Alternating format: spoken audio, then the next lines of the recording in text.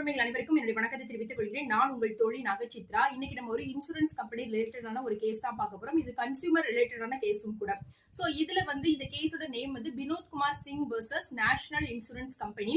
இந்த கம்பெனில என்ன சொல்லுவாங்க அப்படின்னா, ஒருத்தவங்க நேஷனல் லெவல் பெர்மிட்டை மட்டுமே லைவ்ல வச்சுட்டு ஸ்டேட் லெவல் பெர்மிட்டை அவங்க ரினிவல் பண்ணாம விட்டுருப்பாங்க. சோ அதனால நாங்க இன்சூரன்ஸ் கொடுக்க தேவையில்லை அப்படின்ற மாதிரி இழப்பீடு கொடுக்க மறுப்பாங்க. அப்ப அவங்க கன்சியூமர் போறதுக்கு போகும் பொழுது, அதாவது எதிர்பாராத விதமாக இந்த கன்சியூமரோட வாகனமானது எரிஞ்சு போயிடும். சோ அந்த டைம்ல இவர் என்ன பண்ணுவார் அப்படின்னா, அவருடைய வாகனத்திற்கு உண்டான இழப்பீடு கேட்டுதான் அவர் அந்த இன்சூரன்ஸ் கம்பெனிக்கு போவாரு. அப்ப அவர் நேஷனல் லெவல் பெர்மிட் மட்டும் தான் லைவ்ல வச்சிருக்காரு.